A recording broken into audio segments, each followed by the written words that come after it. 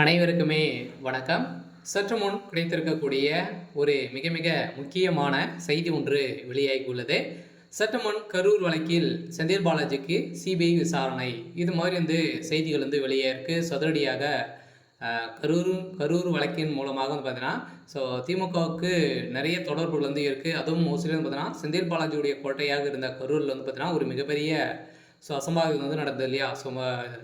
விஜய் அவர்கள் பிரச்சாரத்தில் ஈடுபட்டும் போது சங்கு 41 உயிர் உயிரிழந்த சம்பவம் பரபரப்பை ஏற்படுத்தி வரலாற்றிலேயே முதல் முறையாக இது மாதிரி ஒரு மிகப்பெரிய சம்பவம் நடந்திருக்கு. இந்த சம்பவத்தின் அடிப்படையில் அதிரடியாக பார்த்தீங்கன்னா விஜய் அவர்கள் மேல்முறையிட்டு இப்போ இதில் நிறைய சந்தேகங்கள் இருக்குது அப்படின்ற மாதிரி பார்த்தீங்கன்னா உச்சநீதிமன்றத்தில் வழக்கை சிபிஐக்கு மாற்ற வேண்டும் அப்படின்ற மாதிரி சிபிஐக்கு மாற்றப்பட்டிருந்த நிலையில் அதிரடியாக இப்போ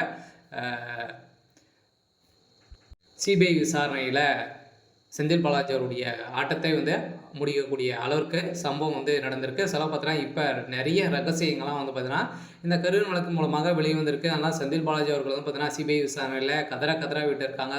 செந்தில் பாலாஜி அவர்கள் தான் பார்த்தீங்கன்னா இதில் கூட்டு சதிகளை செய்து பார்த்தீங்கன்னா கூலிப்படையை இறக்கி செந்தில் பாலாஜி அவர்கள் தான் இது மாதிரி சம்பவங்கள் செஞ்சு வச்சுருக்காங்க அப்படின்ற மாதிரி இப்போ சிபிஐ விசாரணையில் தெரிய வந்திருக்கு. திமுகவுடைய ஆட்டத்தை முடிக்கக்கூடிய காலம் வந்திருக்கு. பார்த்தீங்கன்னா அதிரடியாக முதல்வர் ஸ்டாலினுடைய கதையும் முடிய போகுது. பார்த்தீங்கன்னா அதிரடியாக சிபிஐ விசாரணையில் முதல்வர் ஸ்டாலின் அவர்களுக்கும் இதில் தொடர்பு இருக்குது அப்படின்ற மாதிரி இப்போ செந்தில் பாலாஜி அவர்கள் விசாரணைக்கு அப்புறம் பார்த்தீங்கன்னா முதல்வர் ஸ்டாலின் அவர்கள் சிபிஐ விசாரணைக்கு உட்படுத்தப்படும் அப்படின்ற மாதிரியும் ஒரு தகவல் வெளியாக இருக்குது. இந்த தகவலின் அடிப்படையில் அதிரடியாக திமுகவுக்கு ஒரு மிகப்பெரிய கேள்விக்குறியாக வந்திருக்கு. வருகின்ற சட்டமன்ற தேர்தல் வரப்போகுது. அதுக்காக பார்த்தீங்கன்னா மக்கள் உயிரை வைத்து அரசியல் திமுகவுடைய அரசு செஞ்சுட்டு இருக்காங்க அப்படின்ற மாதிரி குற்றச்சாட்டுக்கு மேலே குற்றம் நடந்திருக்கு.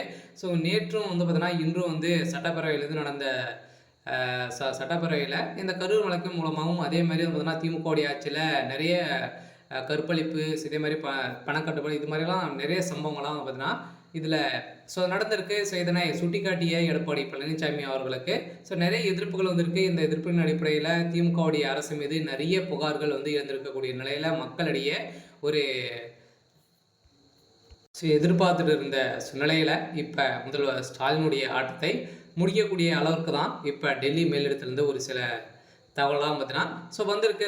கரூர் வழக்கின் மூலமாக செந்தில் பாலாஜிக்கு அவருடைய கதை ஒட்டுமொத்தமாக முடிய போகுது. இருந்தாலும் சிபிஐ விசாரணையில் பார்த்தீங்கன்னா இன்னும் விசாரணைகள் நடக்க போது. இப்போ கைது செய்யப்பட்டிருக்கக்கூடிய அனைவருக்குமே விசாரணை.